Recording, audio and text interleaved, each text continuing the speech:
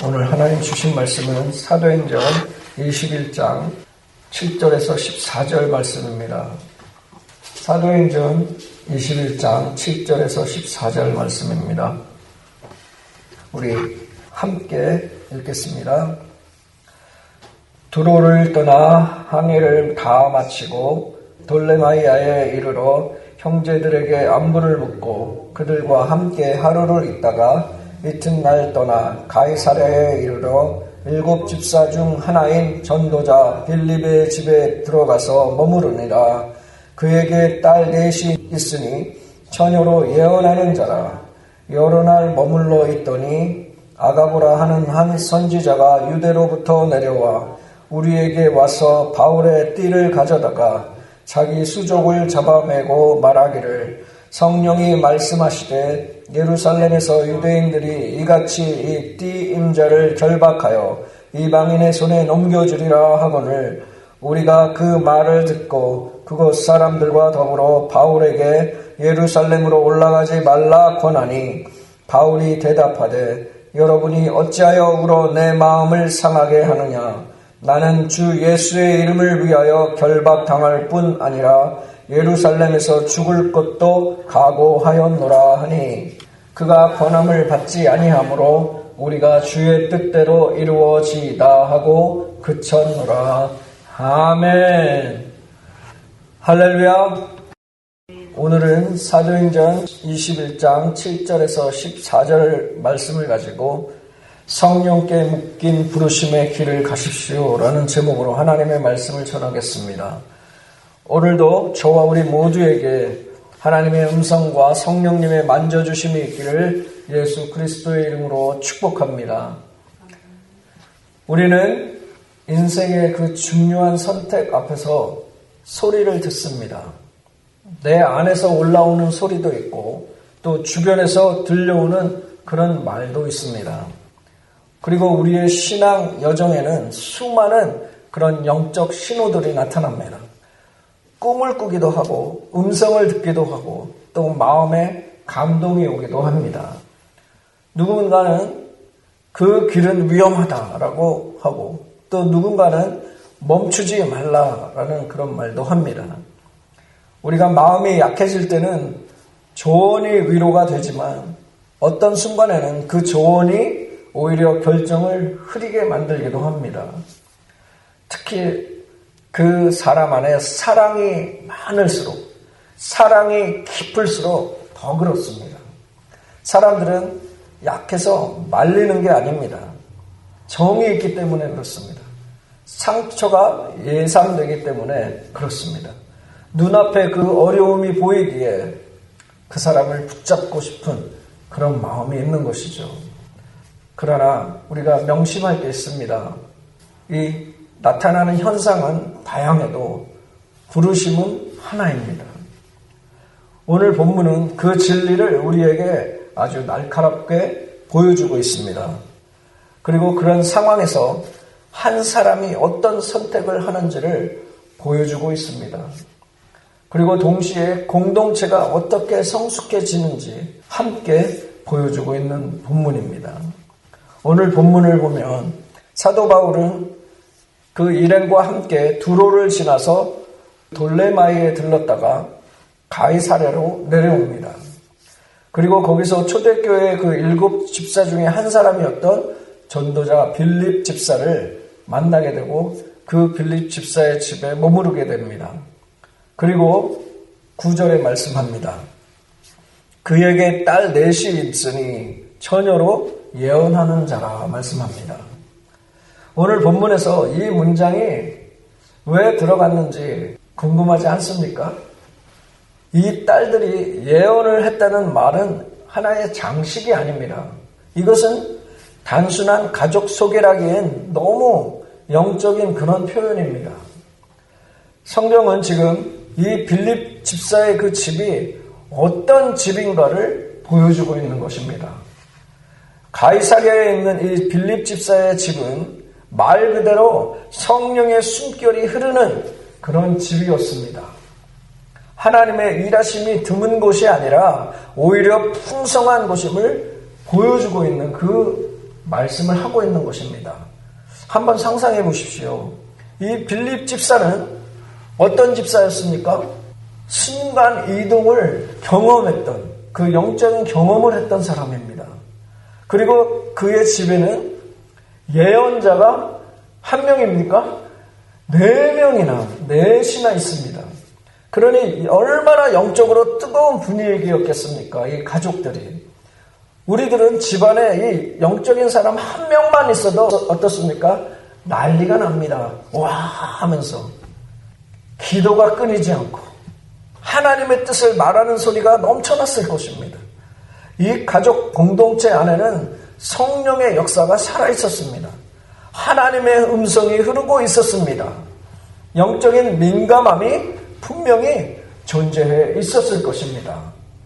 하나님은 침묵하지 않으셨을 것입니다. 하늘은 닫혀있지 않았을 것입니다. 그런데 흥미로운 점은 무엇인지 아십니까? 이 딸들이 예언자라고 소개는 되어 있지만 이 본문에서 그들이 구체적으로 무엇을 예언한다는 그런 기록은 하나도 없습니다. 사도 바울이 여러 날을 그 집에 머물러 있었다고 하는데도 아무런 그런 예언의 기록이 담겨 있지 않습니다. 그리고 딸들의 그 신령한 분위기가 바울의 길을 바꾸지도 않았습니다. 그들은 성령의 은사로 충만했지만 바울이 가야 할 그 예루살렘의 길에 그 길에 대해서는 어떤 말도 하지 못했습니다. 이것이 중요한 것입니다. 이 예언자들은 방향을 말하지 않았습니다. 그들의 존재는 하나님이 말씀하실 수 있는 환경이 충분했다는 그 증거이지 길을 바꾸라는 그런 신호는 아니었습니다. 여기서 우리가 배워야 할 교훈이 있습니다. 영적 체험이 곧 나의 길은 아니라는 것입니다. 많은 성도님들이 은사를 부러워합니다. 저도 부러워합니다. 가지고 싶어 합니다. 무언가 신비한 것을 보기를 원합니다. 하지만 그것은 복음의 본질이 아닙니다. 은사는 복음을 전하기 위한 도구일 뿐입니다. 빌립의 딸들이 만든 그 충만한 영적 분위기도 바울이 짊어진 그 십자가의 무게를 대신해 줄 수 없는 것입니다. 우리에게 은사도 필요하지만 그 화려한 은사의 눈을 우리가 빼앗겨서는 안 됩니다. 중요한 것은 은사나 분위기가 아니라 내가 걸어가야 할 방향입니다. 바로 오늘 성경에서는 이 다음에 또 한 사람을 보냅니다. 바로 예언자 아가보입니다. 10절에서 11절에 나오죠. 여러 날 머물러 있더니 아가보라 하는 한 선지자가 유대로부터 내려와 우리에게 와서 바울의 띠를 가져다가 자기 수족을 잡아매고 말하기를 성령이 말씀하시되 예루살렘에서 유대인들이 이같이 이 띠 임자를 결박하여 이방인의 손에 넘겨주리라 하거늘 말씀합니다. 여기서 아가보는 우연한 등장인물이 아닙니다. 당연히 우리의 삶 가운데 모든 그리스도인들 가운데에도 우연이 없습니다. 그는 이 아가보는 이미 교회가 알고 있던 예언자였습니다. 과거에 흉년을 정확히 예언했던 그런 사람이었습니다. 다시 말하면 신뢰받는 하나님의 사람이었다는 것이죠. 이 예언자 아가보는 말만 하지 않았습니다. 직접 그가 행동으로 모습을 보여주었죠. 그는 사도 바울의 그 띠를 집어듭니다. 그리고 자기 손과 발을 묶습니다. 이 아가보의 모습은 아주 강렬한 모습입니다. 듣는 귀가 아니라 보는 눈을 향한 예언입니다. 성령이 말씀하시되 예루살렘에서 유대인들이 이같이 이 띠 임자를 결박하여 이방인의 손에 넘겨주리라 말합니다. 다시 말하면 이 일은 추측이 아닙니다. 상징이 아니라 현실입니다. 남의 이야기가 아니라 바로 사도 바울의 이야기입니다. 라고 외치고 있는 것이죠. 아가보의 예언은 분명합니다. 예루살렘에서 결박이 있을 것이다. 그리고 그 결박은 사람의 손에서 시작될 것이다.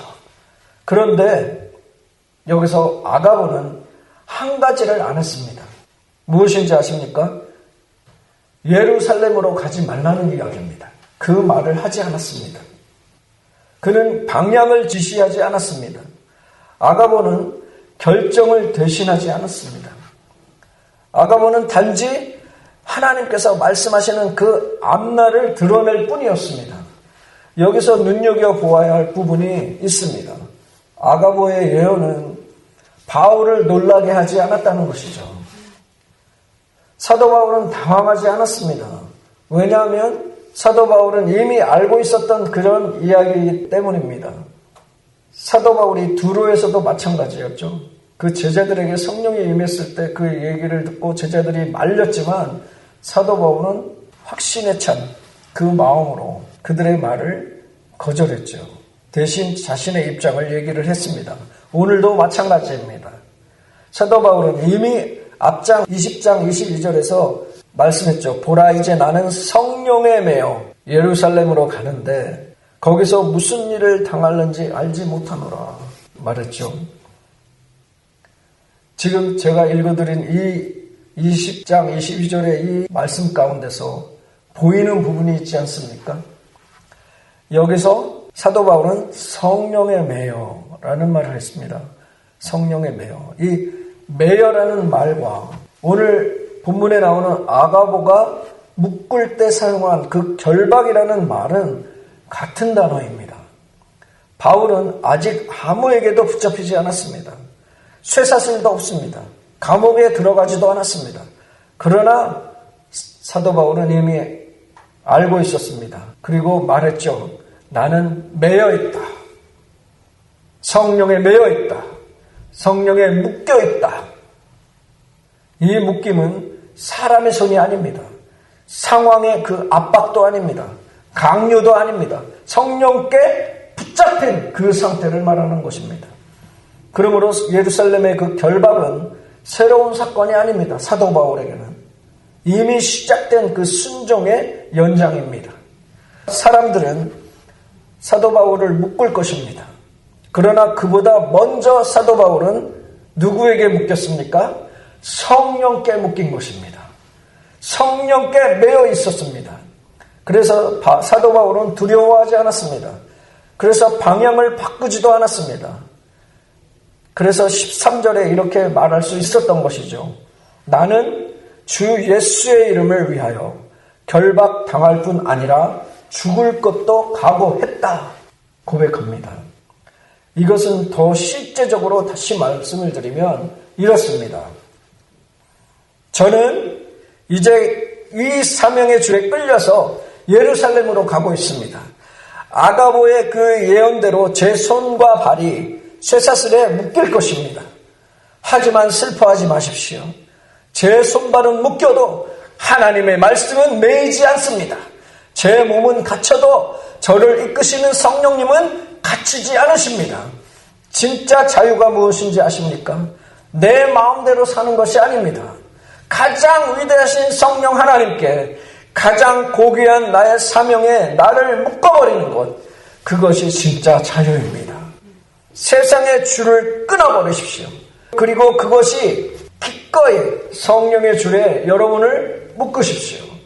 나 바울은 먼저 그 길을 가겠습니다. 두려움 없이 성령에 매여서 저의 마지막 종착역까지 걸어갈 것입니다. 사도 바울은 고백한 것입니다. 이 말은 결심이 아닙니다. 어떤 각오도 아닙니다. 이미 묶인 사람의 그 사실인 그 진술입니다. 예언자 아가보는 사도 바울의 그 길을 막으러 오지 않았습니다. 그 가는 방향을 바꾸라는 말도 하지 않았습니다. 그 길이 우연이 아님을 증언하러 온 것입니다. 사람의 눈에는 사도 바울이 패배하는 것처럼 보일지 몰라도, 사람의 손에 묶인 그 인생처럼 보일지 몰라도, 그러나 하나님 앞에서는 다릅니다.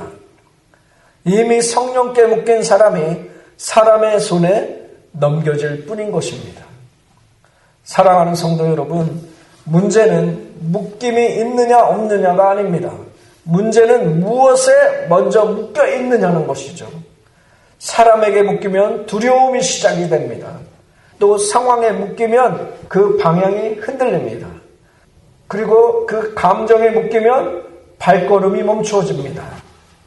그러나 성령께 묶이면 고난이 와도 길은 분명합니다. 결박이 와도 목적지는 바뀌지 않습니다. 오늘 하나님께서 저와 우리 모두에게 묻고 계십니다. 너는 지금 무엇에 묶여 있느냐? 너는 지금 무엇에 묶여 있느냐? 매여 있느냐라는 것입니다. 사람의 말입니까? 현실의 계산입니까? 돈에 묶여 있습니까? 자존심에 묶여 있습니까? 아니면 막연한 그 두려움에 꽁꽁 묶여서 꼼짝도 못하고 계십니까? 그것은 비참한 묶임입니다. 그것은 우리를 죽이는 결박입니다. 그러나 성령의 매임은 다릅니다. 성령에 매이는 것은 다릅니다. 성령에 묶인 것은 다릅니다. 그것은 우리를 살리는 결박입니다. 사랑의 줄입니다. 사명의 줄입니다. 계시는 많았습니다. 사도 바울에게. 그러나 사도 바울의 묶임은 하나였습니다. 성령께 묶인 사람은 결박 앞에서도 흔들리지 않습니다. 나의 감정이 흔들리지 않습니다. 사람들의 그 시선에 휘둘리지 않습니다. 나의 상황에 이끌려가지 않습니다. 이미 주님 손에 있기 때문입니다. 이미 하나님의 손에 있기 때문입니다. 이미 성령님의 손에 매여 있기 때문입니다. 우리가 성경을 보면 이렇게 성령에 매여 방향을 잃지 않았던 그런 사람들의 이야기가 많이 나옵니다. 그 중에 예레미야 선지자를 우리가 들 수 있습니다. 예레미야 선지자는 사명을 내려놓고 싶어 했던 사람입니다. 다시는 여호와의 이름을 말하지 않겠다라는 그 예레미야 선지자는 고백했습니다. 그는 자신이 얘기를 했습니다. 결심을 했죠. 그러나 곧 다시 이렇게 고백을 합니다. 예레미야 선지자가 말씀이 내 마음속에서 불같이 사무쳐 견딜 수 없었다 라는 고백을 합니다. 말씀이 불같이 사무쳐서 견딜 수 없다. 예레미야 선지자는 상황에 매여 산 사람이 아니라 말씀에 붙들려서 다시 일어난 사람입니다. 도망치려 해도 놓을 수 없었던 그 부르심, 이것이 성령에 매여 사는 삶입니다. 다니엘도 마찬가지입니다. 사자굴이 있는 줄 알면서도 기도의 방향을 바꾸지 않았습니다. 왕의 명령이 내려진 그 뒤에도 전에 하던 대로 똑같이 창문을 활짝 열어놓고 예루살렘을 향해서 무릎을 꿇고 기도를 했습니다. 계산하면 넓혀야 할 그 자리였지만 다니엘은 방향을 지킨 사람입니다. 다니엘은 생존에 매이지 않고 정체성에 붙들린 그런 사람이었습니다. 성령에 매인 사람은 위협 앞에서도 방향을 바꾸지 않습니다. 우리가 잘 아는 독일의 신학자였던 그 본회포 목사님을 압니다. 이 본회포 목사님도 가장 바울과 닮은 그런 현대판 예로 우리가 들을 수 있습니다. 1939년에 이 히틀러의 그 광기가 독일을 뒤엎었을 때 본회포 목사님은 친구들의 그 도움으로 안전한 미국 뉴욕으로 피신을 할 수 있었습니다. 그곳은 가이사랴와 같은 그런 평안함이 있었고 최고의 대우가 있었던, 보장됐던 그런 곳이었습니다. 그러나 본회포 목사님은 미국 도착 26일 만에 다시 죽음의 땅인 그 독일로 돌아가는 배를 탑니다. 그 모습을 본 동료 신학자들이 말합니다. 독일로 가면 다시 당신은 죽습니다. 여기서 할 일이 많으니까 가지 마십시오 라며 눈물로 본회포 목사님을 말렸습니다. 하지만 그때 이 목사님께서 남긴 유명한 편지가 있습니다. 그 내용은 이렇습니다. 저는 미국에 온 것이 실수라는 것을 깨달았습니다. 제가 지금 동족들과 함께 고난을 나누지 않는다면 전쟁이 끝난 후 독일의 그 재건에 참여할 권리가 없을 것입니다. 라는 말을 했습니다. 그리고 본회포 목사님은 결국 나치의 체포가 되어서 39살 그 젊은 나이에 교수형으로 순교를 합니다. 하지만 목사님의 그 죽음은 오늘날까지 전 세계 그리스도인들에게 아주 값비싼 은혜가 무엇인지를 보여주고 있는 그 삶을 보여준 것입니다. 성령에 매였던 삶, 자신이 편안한 삶을 다 내려놓고 성령에 묶인 삶을 본을 보여주신 것입니다. 우리 한국에서도 마찬가지죠. 사도 바울처럼 사랑에 묶여서 피할 길을 거부한 그 대표적 인물 중에 한 분이 손영원 목사님이십니다. 6.25 전쟁이 터지고 공산군이 여수로 밀려오는 그때였습니다. 지인들을 통해서, 성도들을 통해서 이 목사님은 피난할 수 있는 그 배를 준비할 수 있었습니다. 그런데 목사님께서는 그 배를 타지 않으셨습니다. 그때 목사님이 이런 말씀을 하셨죠. 내가 떠나면 몸도 못 가누는 이 나병 환자들은 누가 돌보겠습니까? 나는 이들과 함께 있겠습니다. 라는 그 말을 남깁니다. 그래서 목사님은 피난을 갈 수 있는 그 명백한 그 기회가 있었음에도 스스로 몸을 가누지 못하는 그 양떼들과 함께 남게 됩니다. 그것이 성령에 매인 결박입니다. 결국 목사님은 공산군에 체포되어서 순교를 했지만 목사님께서 보여준 그 사랑은 원자탄보다 더 강한 사랑으로 저와 우리 모두 가슴에 남아있는 것입니다. 이 여러 인물들의 공통점이 하나 있습니다. 그들은 고난을 선택한 사람들이 아니라 성령께 먼저 붙들린 사람들이었다는 것입니다. 그래서 이분들의 삶은 편하지 않았지만 방향을 잃지 않았습니다. 자신이 가야 할 그 방향을 잃지 않았습니다. 삶이 안전하지 않았지만 헛되지 않은 삶이었습니다. 묶여 있었지만 자유했던 그런 삶이었습니다. 사람에게 묶이면 인생이 끝나지만 성령께 묶이면 인생이 쓰임을 받습니다. 사도 바울이 그랬고 믿음의 사람들도 그랬고 오늘 저와 우리 모두도 그렇게 부르심을 받은 줄로 믿으시기 바랍니다.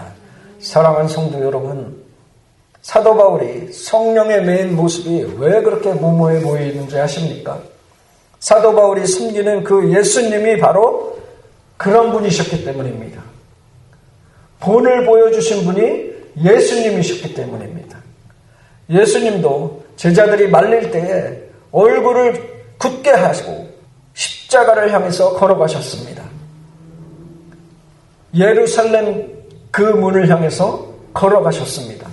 죽음이 기다리고 있는 그 예루살렘으로 들어가셨습니다.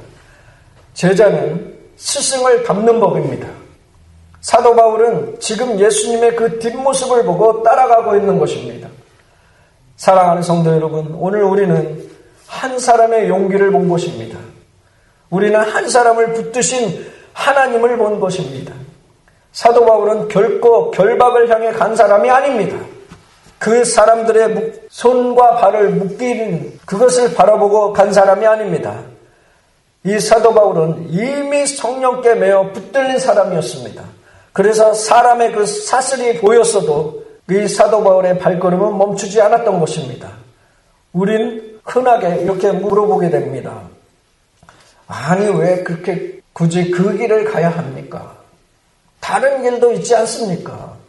조금만 돌아가면 더 좋은 길, 더 나은 길, 더 넓은 길이 보이는데도 왜 그렇게 좁은 길을 가고 있습니까? 그러나 하나님께서는 종종 우리들에게 물어보십니다. 너는 편한 길을 원하느냐? 아니면 내가 부른 길을 원하느냐? 묻습니다. 사도 바울은 완벽해서 간 것이 아닙니다.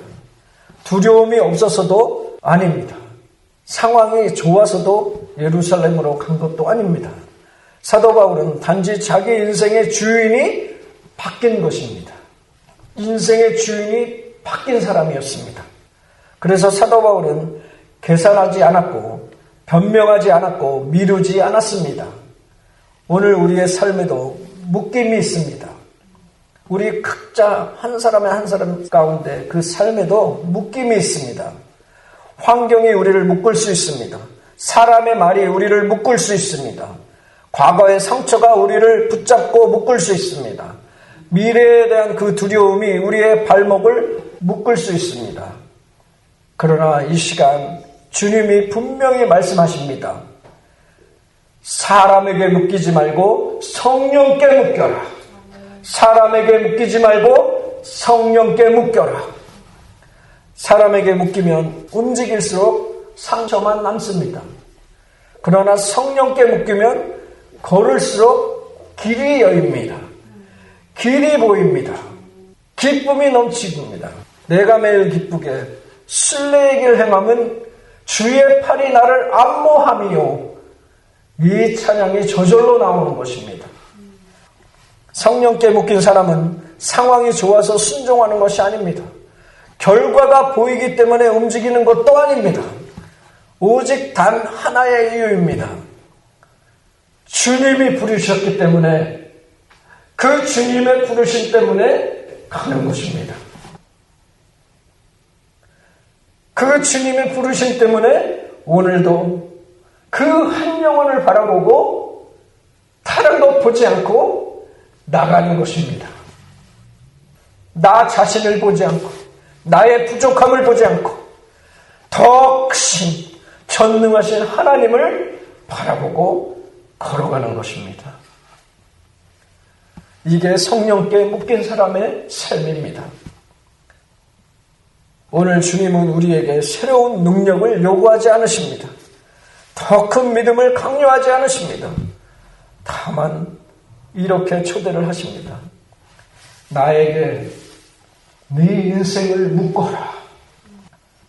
그 순간부터 두려움이 사라지지 않아도 길은 분명해집니다. 문제가 없어지지 않아도 방향은 흔들리지 않습니다. 고난이 끝나지 않아도 소망은 꺼지지 않습니다. 사랑하는 성도 여러분, 성령께 묶인 인생은 결코 실패하지 않습니다. 사람들 눈에는 묶인 것처럼 보여도 하늘에서는 보내진 인생입니다.